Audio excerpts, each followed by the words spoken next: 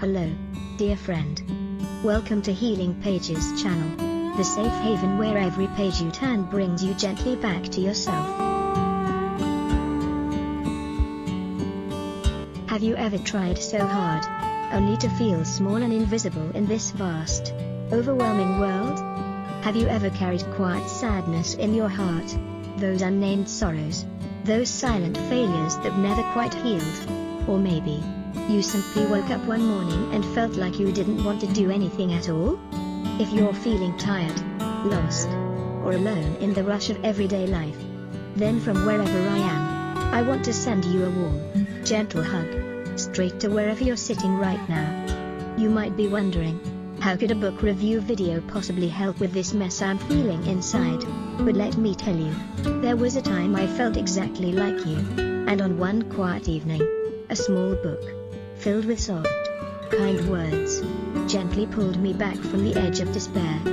Like the Vietnamese poet Phuong Quan once wrote, in moments of weakness, I leaned on a verse and stood back up. And today, I hope you, too, can find a sentence, a phrase, a thought, something to lean on, something to hold on to. The book I'm talking about is called Love for Imperfect Things, written by the beloved Korean monk, Haemin Sunim. If you've watched my previous video on his earlier work, The Things You Can See Only When You Slow Down, you'll probably remember Haemin Sunim's signature tone, gentle, compassionate, and deeply sincere. And in this second book, he reaches out again, not just as a teacher, but as a friend, and softly reminds us, you don't have to be perfect to be worthy of love. What touches me deeply about Haemin is not just what he writes, but the way he lives those words. Every sentence feels like it was written with presence, with listening, and with a quiet wisdom drawn from thousands of real stories and lived experiences. If the things you can see only when you slow down invites you to pause and breathe, then Love for Imperfect Things whispers, even if you stop with your heart in pieces, you are still someone worthy of love. This book may be small, but it's not one to rush through.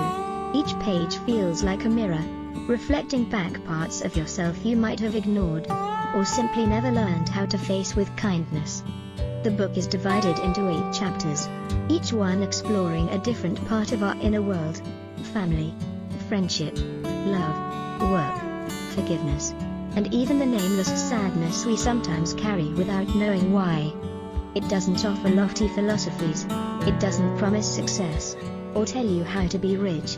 Instead, it feels more like a companion, one that sits beside you during the tangled days, pours a warm cup of tea, and gently says, you don't have to become the best version of yourself. You just need to be honest with who you are, and that's more than enough. To me, this book is especially for those who are trying to find their way back to themselves, after pain, after mistakes, after growing up in ways they never expected. And I truly hope that when you read it, you won't just read with your eyes, but with your tired, beautiful heart. The journey to self-love, it begins with forgiveness and self-respect. In life, perhaps the hardest thing isn't forgiving others, but learning how to forgive ourselves, for the times we stumbled, for the choices that didn't turn out right, and for the moments when we felt we weren't good enough to be loved. But in this book, Haemin Sunim gently reminds us, even if we fall short of the world's standards, our very existence is already valuable and worthy of love. That single sentence feels like a soft touch to the heart.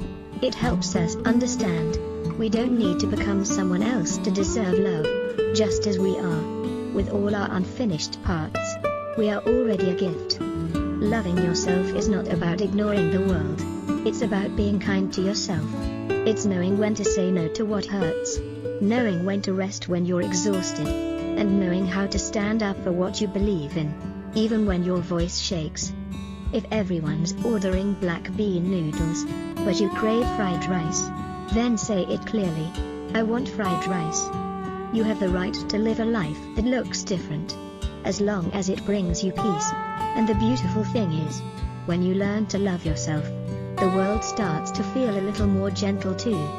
If you're at peace with yourself, you'll be at peace with others. But if you're frustrated with yourself, the whole world will feel difficult. So be the first person to stand by your side, even before you hope someone else will. When love doesn't have to be perfect. The love between people is fragile.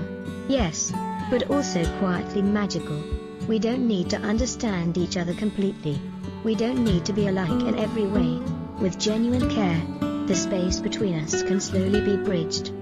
We can love each other fully, even if we don't understand each other completely.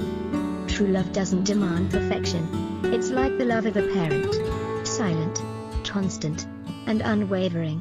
Whether you're right or wrong, you don't need to achieve greatness to deserve love. Just by existing, just by being yourself, you are already enough. In everyday relationships, we must learn to love rightly, not by expecting the other person to become our ideal, but by embracing both the beautiful and imperfect parts of them. Don't look for someone to fill the emptiness inside you. Healthy love begins when you feel whole on your own, and you meet someone who is whole in themselves too. Don't lose yourself just to keep someone else. Be the best version of you, so that when you meet someone, you can lift each other up, instead of unknowingly pulling each other down. Don't try to control everything to fit your expectations. Instead, learn to embrace what makes us different. When we love without trying to possess, when we seek to understand instead of demand, our relationships become lighter, freer, and more beautifully human. A hug that makes you want to stay. In a world filled with noise and speed, sometimes the most healing thing isn't words. It's a hug. A warm, sincere hug. With no explanations, no reasoning. Just the quiet message. I'm here, and I understand. When someone we love is hurting, they're not always looking for advice or answers. Often, what they need most is simply presence. A presence that's gentle and still, that gives them permission to soften, to fall apart just a little, and know they are not alone. As Haemin Sunim once wrote, if someone gives you a truly warm hug, your lifespan is extended by one more day. Each of us carries silent wounds. Some of us hide them. Some toughen up and move on. But sometimes, just one hug is enough. Enough to make someone hold on a little longer. Enough to help them face one more day, with just a thread of hope. When you're hurting, exhausted, grieving, or misunderstood, don't keep it all inside. Be like a child, and say, I'm really hurting. We were born not to be strong all the time, but to be understood, to be loved not in spite of our imperfections, but with them, completely. True love doesn't try to fix or change. It listens, patiently. It accepts what's different, and it makes space for both joy and pain. Listening is the foundation of healing, and when you are the one who's hurting, don't be afraid to speak up. Not because someone else will fix it for you, but because saying it out loud reminds you, you don't have to carry it all alone. Living as yourself, a courageous decision. Have you ever wondered, is living the life I want selfish? From a young age, we're taught to be obedient, to study hard, to follow the safe and stable path. Slowly, we start to feel guilty for choosing something different, for saying no, for wanting more, or simply for being ourselves. But one day, you'll realize, if you live only to meet the expectations of others, then when will you ever get to live for you? Life doesn't demand that you give up your dreams in the name of responsibility. You can have both. You can be responsible, and still hold on to what lights you up from the inside. Don't forget, there are over 10,000 kinds of jobs in this world. I hope you break free from the box society placed you in, and start drawing your own path. Success is not how many people applaud you. It's the peace you feel when you look in the mirror and say, I'm living in alignment with who I really am. You may fail, but that doesn't make you a failure. It just means you paused for a moment, long enough to grow. You failed an exam, but you didn't fail your whole life. You failed at something, but you're not a failure. So choose, bravely, the life you believe in, even if others laugh, even if your path looks nothing like theirs, because the greatest gift you can give your younger self is the courage to live as the truest version of you. Family, a place of wounds, and yet, a place of love that calls us home. Family may not be perfect. It may even be the place that hurt you the most. But it's also the very first place where you experienced love, even if that love came in clumsy forms, through silence, through strictness, through gestures that didn't always feel gentle, but came from care nonetheless. We've all had moments of anger toward our parents, for being too protective, too demanding, and they, too, once placed their hopes on us, calling it sacrifice, when maybe it felt more like pressure. Everyone has reasons to feel hurt, to step back, to build walls, but beneath it all, the love that lives within a family often remains quiet, steady, unspoken, unconditional. When you feel angry, think of your family. Even holding back just once may bring peace to those who love you. Love in a family doesn't have to be grand. Sometimes, it's a knowing glance, a silent hand reaching out, a meal cooked without words, the small ways parents care, not for themselves, but because they don't want you to worry. So let's learn to listen with softer hearts. Let's let empathy take the place of judgment. Because even when families are flawed, they can still be the places we long to forgive, and the places we quietly yearn to return to. Forgiveness, not because they deserve it, but because you deserve peace. Forgiveness is not easy, especially when the wound runs deep, when the person who hurt you never truly understood the damage they caused. But carrying that pain with you, day after day, is like chaining yourself to the past. The purpose of forgiveness, Haemin writes, is to release your emotional energy from the pain that keeps you stuck in the past. He doesn't rush you. He doesn't say you must forgive. He simply invites you to begin, to recognize your true feelings, to sit with your pain in kindness, and to gently ask, is it possible they too were hurting?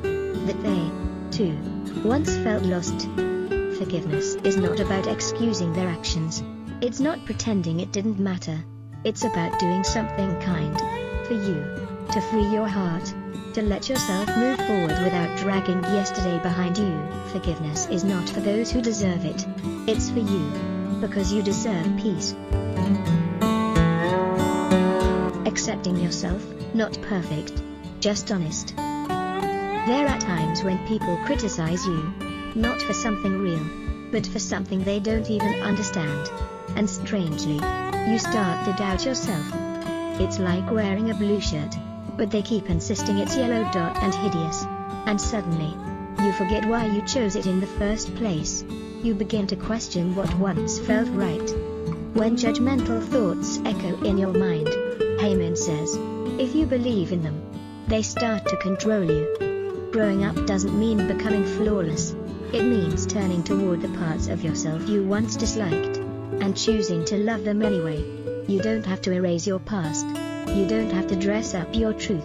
You just need to live with honesty, with all the messy, beautiful, complicated pieces that make you, you. True maturity begins when we acknowledge and accept the parts of ourselves that are not yet perfect.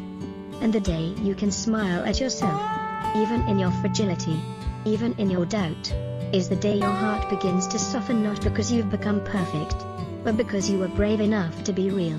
And that, on its own, is enough to deserve peace. Dear friend, after walking together through the quiet, tender pages of Love for Imperfect Things, I hope one truth has gently settled in your heart, that we don't need to be perfect to be loved, and we don't need to wait until we're completely healed to start living again. Because sometimes, it is through the cracks, in the places where we still feel broken, that love finds a way to shine through. Haemin Sunim doesn't try to teach us how to become someone else. He simply reminds us how to return to ourselves, to look at who we are with softer eyes, to forgive ourselves for our mistakes, to offer compassion to others for theirs, and to find the courage to keep walking, even when our hearts are still a little tender, still a little unsure. Life isn't always kind or easy, but you are not alone. There are books like this one to sit quietly beside you. There are whispered words that reach you in the stillness of night. There are hugs, glances, moments of deep listening. Small, but enough to remind you, you are loved, you are meant to be here, and you are strong enough to take the next step forward. If today feels heavy, allow yourself to rest. If your heart feels off balance, please know, that's not wrong. And if you're blaming yourself for not being enough yet, just pause for a moment. Look back, you've already come such a long way, and you've been so incredibly brave. So please, love yourself. Not only the parts that shine brightly, but also the shadowy corners you're still learning to understand. Learn to smile at your imperfections, because they are what make you beautifully, humanly real. If this video touched something in your heart, please consider clicking like and sharing it, so we can spread this message of gentle healing to more young souls who may need it.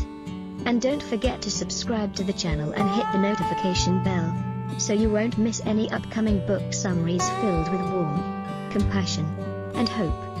If there's anything you'd like to share, a feeling, a favorite quote, or even just a small hello, leave a comment below. I'll read every single word with care and gratitude. I'll see you in the next video, where we'll continue this journey together, one slow, steady step at a time, toward loving and understanding who we truly are.